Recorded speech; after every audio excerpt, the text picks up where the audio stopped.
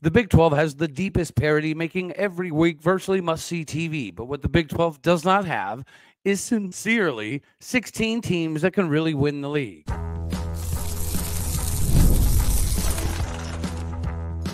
You are Locked On Oklahoma State, your daily podcast on the Oklahoma State Cowboys, part of the Locked On Podcast Network, your team every day. Howdy, y'all, and hello, all. Welcome back to Locked On Oklahoma State, your daily stop for all things Cowboy and Cowgirl related. My name is Cody Stovall. I want to thank you kindly for stopping by to make this your first listen. We're available on all of your podcasting platforms, visually as well on YouTube. Find me personally on X at All Day O State. Today, we are partially brought to you by Game Time Tickets. Download the Game Time app today, create an account, and use the code LOCKEDONCollege for $20 off your first purchase. Terms apply. Get squared away with that today. Thank you for making this your first listen. We get to dive straight into the conversation of the Big 12 system. Well, basically a tiering system. We all know that EA Sports has dictated Oklahoma State and Utah in that Tier 1 classification, so I figured it'd be a good idea to take a gander at why there's some teams that could and should win the league and some teams that simply cannot. Of course, Oklahoma State is going to be in the Tier 1, should, at the end of the year, expect to be in Arlington category alongside Kansas State and Utah. Oklahoma State, we know that the 91% of the roster returning, the 21 returning starters, the plethora of weapons that we have at wide receiver, all of the returning guys on defense that are bigger and playing different roles even, have a much more familiarity with the Brian Nardo defensive system at year two. That has a large hand in why Oklahoma State should have themselves in a square position to end up in Arlington at the end of the year. Kansas State, of course, everyone is talking about the emergence of Avery Johnson. There's several K-State fans that feel like Avery Johnson should have been the starter the majority of last year. I'm personally not one of them, right? Will Howard led them to a Big 12 title over TCU. And then I don't think that he had a bad season by any stretch of the imagination. So although I think Avery Johnson athletically does, induce a lot of excitement in Manhattan, I don't know that, I don't know that I'd bank on it. Utah, you can bank on them having enough talent to end up in Arlington at the end of the year. So Oklahoma State, Kansas State, Utah should expect to be in the Big 12 title game at the end of the year. And Utah, if Cam Rising stays healthy, they're as good as anybody in the country. They're a bona fide certified top 10 team, which does make a lot of sense. Of course, you have the Gundy versus Whittingham storylines that are worth their weight in gold. Then we'll move on down to the Tier 2 system. Guys, Rock Chalk Jayhawk, I really wanted to put them in Tier 1, but much like, we've discussed previously that maybe, say, Utah is one injury away from having their season end up completely different. Kansas had the luxury of having Jason Bean at their disposal. He is now gone, being the number 1 overall draft pick in the UFL. Pretty cool deal for him. If Jalen Daniels stays healthy, then, of course, this makes a lot of sense, right? This is the Tier 2 category to me. It's a couple things that could swing their way, and if they stay healthy enough, could end up in Arlington. KU, of course, is the epitome of that. If Jalen Daniels stays healthy, the season could go very, very well for them, and they avoid Oklahoma State, so that's worth watching as well. Another team in the Tier 2 for me has got to be West Virginia, right? 9-4 last season, returning right around that 80-ish% of the roster. I know they have some holes to fill on the defensive side of the ball, but if you're looking for a maturation process from Garrett Green, you would think that realistically this has to be a year. And from a backup perspective, I am a pretty good believer in Nico Markiel there, just in case something does happen at the quarterback position. Another team in the Tier 2 has got to be Arizona.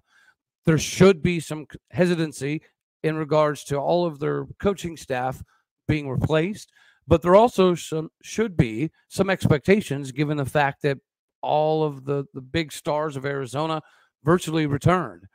And on top of that, they were able to kind of pull in Oklahoma State and convince a significant number of their senior class to come back, including some of those redshirt category style guys. And typically you don't get this many guys returning if they're not returning for something they think is going to be a big deal. And then when you have Teteroa McMillan coming back on top of Noah Fafita, regardless of whatever else shakes out. That's typically enough to stay pretty excited.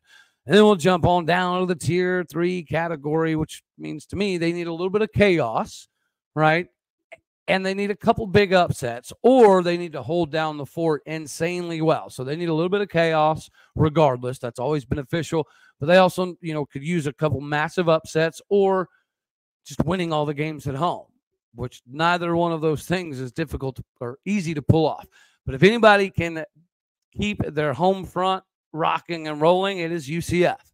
I am not a firm believer in KJ Jefferson personally. I don't know that he's going to want to do what is necessary physically to excel in the Gus Malzahn system. If you think about the Gus Malzahn system that was able to win them a national title when he was at Auburn, that can be replicated. I just don't know if KJ Jefferson is the guy to do that. But I do know that playing at the bounce house, as we recently experienced, is not all that fun. And if you catch them at the right time in the wrong weather, UCF will give you problems all day, every day, which speaks to Iowa State being right next to them. I know some Iowa State fans are going to be pretty upset about this. They should be in the tier 2 based on the amount of people they have coming back. Firm believer in Rocco Becht. I don't necessarily think that his O-line is as talented as he needs them to be, but I do think his wide receivers are good enough to keep them in the games, as well as the running back Sama. We'll see, what he ends up being. But thus far, sample size being small, it does look pretty good.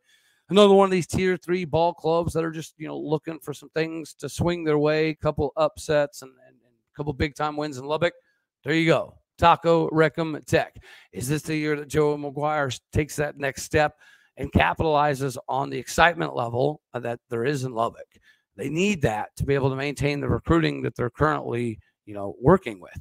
Tier 4, clinging to hope, but probably just simply looking to ruin a couple team seasons. BYU, from a seniority standpoint, they're always going to be pretty competitive. They're going to be pretty good. They're grown men playing the game. But from a transfer market standpoint, BYU was not very aggressive, which is kind of ironic because when you look at last season, that roster, to me, didn't really give anybody an indication that they were going to figure it all out this season with the same exact crew coming back. Plus, they lost a couple guys. I do believe in Kalani Sitake, so there is a chance. So you're saying there's a chance. They're in that category. Alongside Cincy, Houston, and Colorado. Because, Houston, you could technically put lower on the list, but if anybody is a doubter in Willie Fritz, you should think again. I think Donovan Smith is going to be pretty daggone good. You all know my thoughts on Boogie as a receiver in this conference. I think he's going to be pretty good. I think they've got some other wideouts that are going to prove to be serviceable. The question is going to be defense, but they do have a couple big-time guys coming over from Tulane that were instrumental in holding down the defensive fort for Tulane. So Houston's going to have some potential here. Cincinnati, I actually might have them too high. Yeah, I probably do have them too high. So we'll throw Colorado.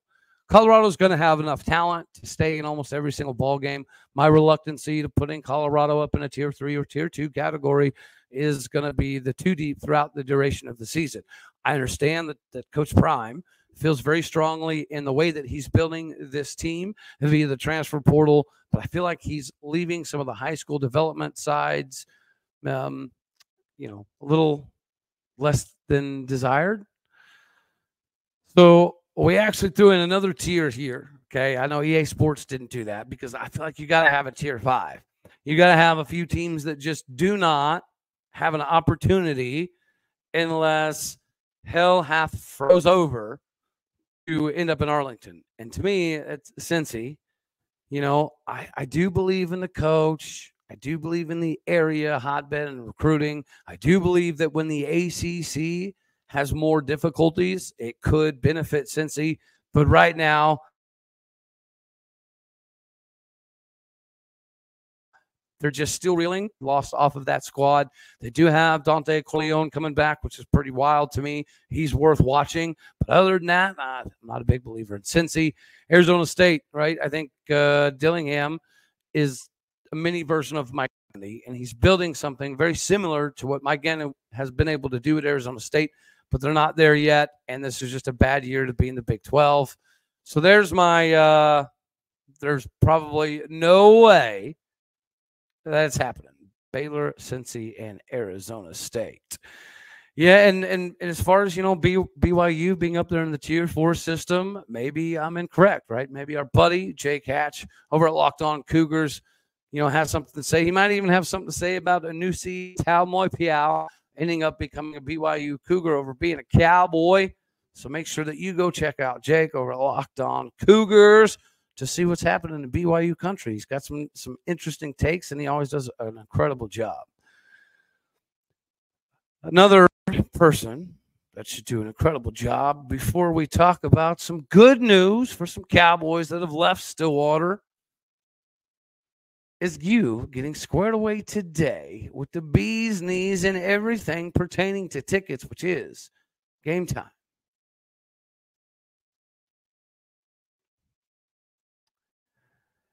When it comes to getting tickets, the Game Time is the number one in the game. And this isn't just sports that we're talking about here.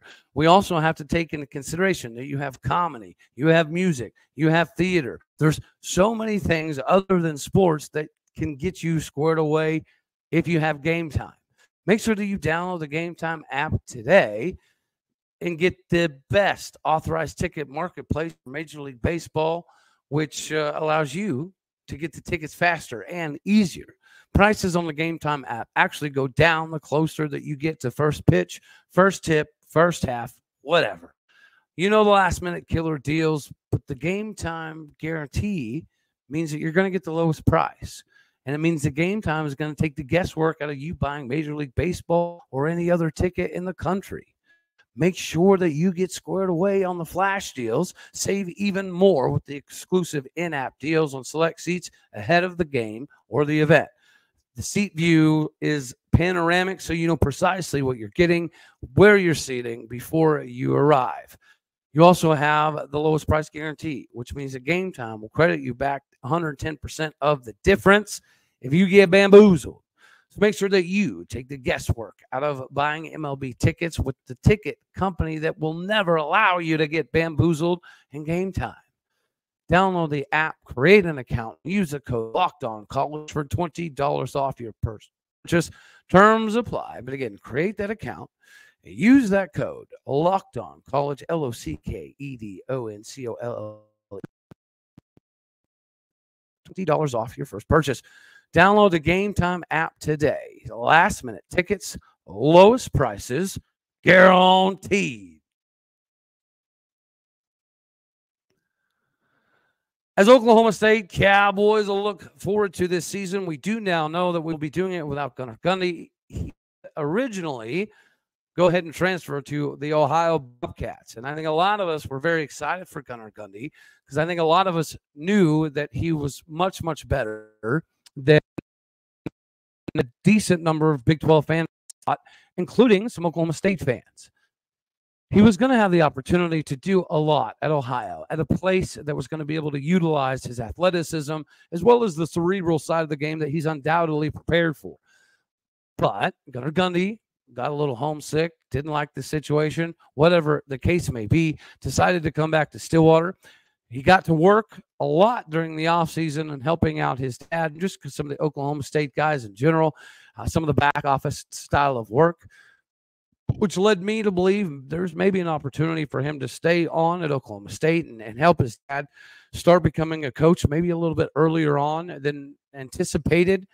But some conversations with Brian Nardo and his dad and several other guys around campus, one thing leads to another, and he ends up at Emporia State, the former stomping ground of Brian Nardo, before he took his talents over to Gannon, and we were able to steal him away. Yeah, of course, this is good. But I also think this is an accentuation of what we already have on the roster. I think Gunnar Gundy was very well aware that he's really, really good at the game of football. Probably too good for Emporia, right? We're just to call a spade. But nonetheless, the fact that he's not done playing to me is a big deal. The fact that he can potentially get fast-tracked on this coaching thing that he evidently wants to do is surely not lost on the the Emporia State coaching staff. So this isn't, I don't think, just merely a situation of him coming into Emporia State, to take the job, win the job, and play the sport of football. I do think this is a Kickstarter for him and learning of how other places, other coaches, other systems do things, from the weight room to nutrition to recruiting to on field, whatever the case may be. Not to mention, that he's another coach on the field for all these Emporia State guys. So this is something that works very, very well for him and very well for them. So I'm pretty excited for Gunnar. I think Gunnar's not only going to kill it, but I'd be very surprised if Gunnar Gundy doesn't end up in the all-time Emporia State record books, because he's got a couple solid, legit years left to do the daggone thing, unless he's going to use Emporia as an opportunity to kind of maybe go somewhere else. But I don't see that. I don't see Gunnar as that kind of guy. I don't see him making this decision if he wasn't ready to fully dedicate. Jaden Nixon, we're all excited for him, but as I'd said way, way early on, this is potentially a mistake for Jaden. Jaden Nixon takes his talents to Western Michigan. This is another opportunity for somebody to get a significant amount of playing time. Although I did think that the Frisco native that found a nice little role to some degree. I'm sure he wanted it to be more expanded, but playing, quote unquote, second fiddle to somebody like Ollie Gordon isn't a bad deal. I think you could ask AJ Green or even Trent Howland to some degree how that would work out. I think you could even ask Elijah Collins what it's like coming in to be an integral piece of the team moving forward, but also seeing that you can be very beneficial in other ways. One of those being the developmental side of Ollie Gordon. So although I don't necessarily agree with Jaden Nixon's decision here, it's not for me to decide. What do you guys think? Down in the comment section, please let me know about your thoughts on Jaden Nixon making this move on top of Gunnar Gundy making his way on over to Emporia State University. But before we skedaddle on off of here, I also want to talk about another Cowboy that's on the move, but it's a little bit different because I do think that this could end up having some ramifications that are a little bit bigger, and that would be the fact that Coleman Scott able to take his talents to the other OSU, Ohio State, has hired Coleman to run their RTC program, or at least be part of the RTC program. And of course, all of us are going to be very excited for Coleman Scott, just like a lot of us are also probably going to be a little bit disappointed that, he didn't get an opportunity in Stillwater. But I think a lot of us are very, very happy with David Taylor. But this is why I bring this point up. David Taylor has clearly made an emphasis that the developmental program, which is the TC stuff, the youth developmental side of the in-state wrestling, is going to be very indicative on your future success that you're going to have as a team. And this is in large part why Penn State has been able to continue to find new ways to get more creative to scoring more points. And Oklahoma State brings in David Taylor for capitalization purposes to get Oklahoma State wrestling back to the level that it used to be. David Taylor is clearly well on his way to being able to do that, but it's following this model. So if Coleman Scott is joining the Ohio State RTC program, Ohio State could be a problem. Not simply because of the developmental side of the game that we all know Coleman Scott can provide, but as Oklahoma State makes the David Taylor move to chip away at getting closer to Penn State, this is clearly a move by Ohio State to do much of the same. Ohio State has been more competitive for national titles than we have over the last few years. So Ohio State technically is kind of closer to competing for a national title than we are. So if Coleman Scott is able to take the development that he knows is applicable from the John Smith side of things to Ohio State, that already is a pretty squared away program, that already is recruiting at a pretty high clip, that has high expectations. Does this grow legs? Is this a situation where Oklahoma State's playing with fire? I do think that the David Taylor hire is the right call. But I do feel for Coleman Scott.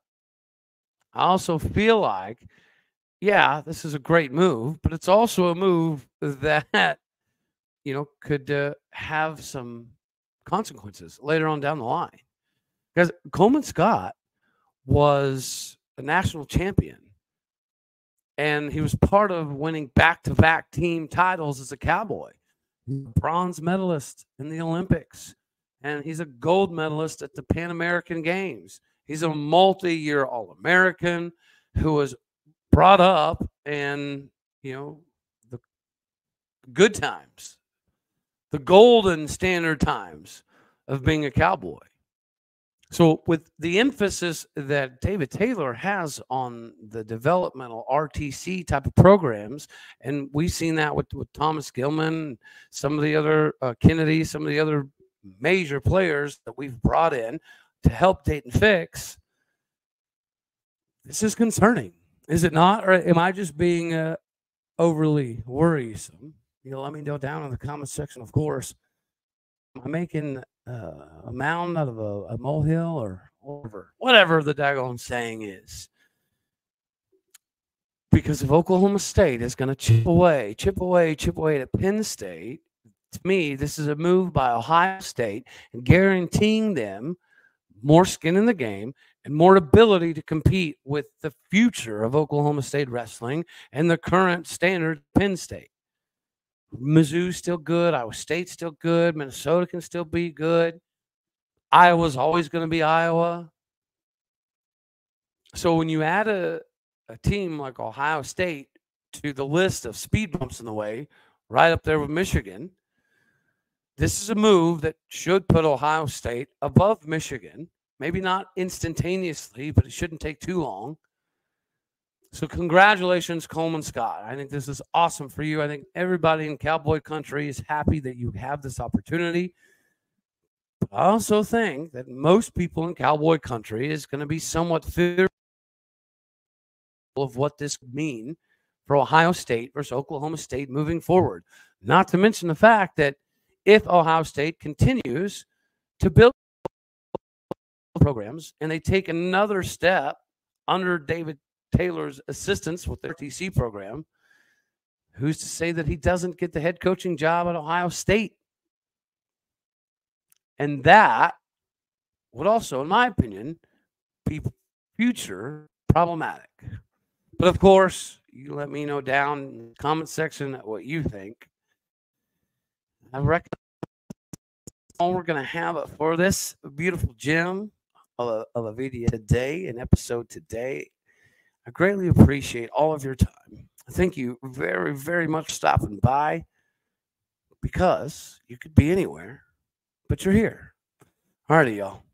As always, God bless. Go Pokes. Thank you for tuning in to make this your first listen here on Locked On Oklahoma State. For your second listen, go check out the big buddy Jake Hatch, the Locked On Cougars. Like it if you like the daggone thing. Dislike it if you don't. That's okay too. More importantly, share, comment, and subscribe. My podcast and folks out there. The bricks, the foundation, the bread, the butter. Do what you do. Hit the stars, leave a review. All right, y'all. Later, taters.